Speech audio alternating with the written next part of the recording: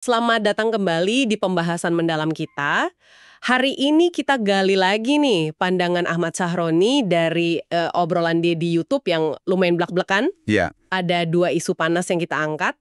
Soal tambang di Raja Ampat yang lagi rame, sama masalah ormas dan premanisme di kita. betul.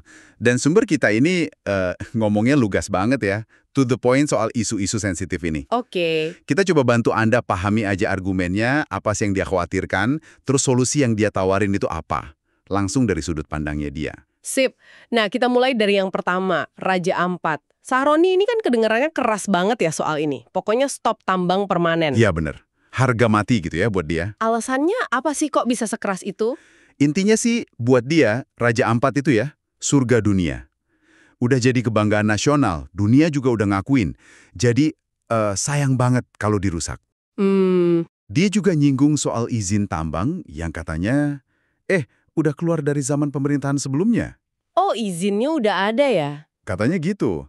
Makanya harapannya besar nih ke pemerintahan sekarang, Presiden Prabowo. Supaya berani, ya minimal batalin atau cari jalan tengah lah. Jalan tengah kayak gimana tuh maksudnya? Ya misalnya, tukar guling lokasi tambangnya gitu. Jadi ya investornya nggak rugi total, tapi yang penting Raja Ampatnya selamat. Kan itu aset berharga banget. Oke, oke, paham.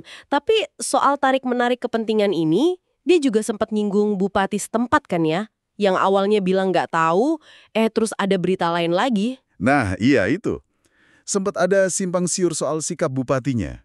Awalnya gimana, terus kok kayaknya beda lagi.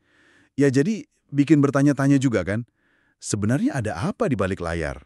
Mungkin ada tekanan atau gimana ya? Bisa jadi. Terus Sahroni juga ngebantah keras argumen yang bilang tambang itu buat lapangan kerja warga lokal. Oh, dia nggak setuju sama argumen itu. Nggak setuju. Menurut dia potensi duit dari pariwisata itu jauh, jauh lebih gede dan lebih awet, jangka panjang gitu, daripada tambang yang, ya, merusak alam, kan?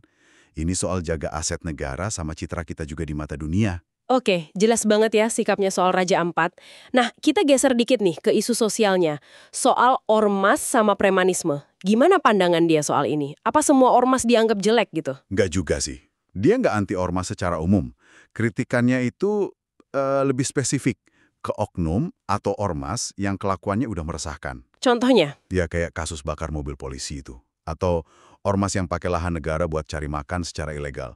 Pesannya jelas, kalau udah diakui negara, ya jangan malah nginjek-injek negara, mesti lebih, elegan gitu katanya. Menarik. Dia gedain yang antara ormas gede yang punya pengaruh sama kelompok-kelompok kecil. Betul, ada pembedaan itu. Ada ormas besar yang memang punya basis massa, ada juga kelompok kecil yang mungkin, ya, sekedar cari hidup aja. Terus solusinya gimana dong kalau gitu? Nah, ini nyambung ke solusinya. Menurut dia, fokus penertibannya itu harusnya ke pimpinan ormasnya atau ke ormas besarnya. Jangan malah, nangkepin anggota kecil-kecil di bawah secara massal. Kenapa jangan? Karena dianggapnya nggak efektif. Malah bikin penjara penuh, negara keluar biaya banyak. Buat pelanggaran kecil, ya kasih peringatan aja dulu. Atau mungkin semacam restoratif justice, penyelesaian damai gitu. Kecuali kalau udah keterlaluan atau ngulangin terus. Ada satu lagi kritik dia yang lumayan tajam. Soal seragam ormas yang mirip tentara atau polisi itu. Oh iya, soal seragam loreng itu ya. Kenapa itu jadi masalah buat dia? Karena menurut dia itu jadi bikin kabur batas antara sipil sama aparat resmi negara, TNI, Polri gitu. Kan bisa bikin takut juga masyarakat. Iya juga sih. Istilah dia tuh jangan memvalidasi kegilaan. Jangan biarin hal yang nggak pas jadi biasa aja gitu. Tapi ya dia realistis juga sih. Premanisme mungkin nggak bakal bisa hilang total. Tapi paling nggak bisa dikelola lah biar nggak semena-mena. Dia juga nyinggung fenomena no viral no justice itu ya. Kayak kalau nggak viral, nggak ditindak gitu. Iya, dia lihat sisi positifnya malah.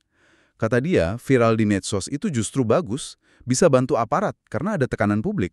Oh, jadi dia dukung viralitas untuk kasus tertentu. Kayaknya gitu. Dia sendiri kan aktif tuh pakai Instagramnya buat ngangkat kasus-kasus. Kayak penyiksaan hewan di Sragen atau penganiayaan anak. Buat dia tuh kayak tanggung jawab moral aja buat neken pihak berwenang biar cepet gerak, lepas dari jabatannya apa. Menarik ya cara dia pakai pengaruhnya. Ngomong-ngomong soal pengaruh, dia sempat bilang juga kan, katanya ancaman itu kadang lebih kuat dari duit buat ngubah pikiran orang. Gimana tuh maksudnya? Nah, itu dia sempat nyinggung. Logikanya dia gini, kalau diancam, itu masih bisa buka ruang nego tawar-menawar. Tapi kalau cuma dikasih duit, ya udah diterima aja, nggak ada diskusi lagi. Gitu katanya. Itu realita lapangan di situasi tertentu. Oke, oke. Jadi kalau kita rangkum nih ya, kelihatan banget sikap Sahroni yang ya tanpa kompromi lah soal Raja Ampat harus diselamatin. Betul. Tapi di sisi lain, buat isu sosial kayak ormas, pendekatannya lebih pragmatis ya, fokus ke akar masalahnya, ke pimpinannya, bukan gebyah-uyah semua anggota. Iya bener. Lebih ke situ, dan dia juga aktif banget pakai pengaruh pribadinya sama medsos untuk dorong isu-isu publik. Iya, Ini nunjukin betapa kompleksnya ya masalah sosial, lingkungan, hukum di negara kita. Dan gimana figur publik kayak dia bisa ikut ngasih warna dalam diskusi. betul. Mungkin ini bisa jadi bahan renungan juga buat Anda yang dengerin. Seberapa efektif sih sebenarnya tekanan publik sama suara-suara kayak Sahroni ini buat bikin perubahan nyata? Dan gimana kita nemuin titik tengah antara butuhnya ketertiban sama perlindungan hak orang buat kumpul dan bersuara? Itu mungkin pertanyaannya ya.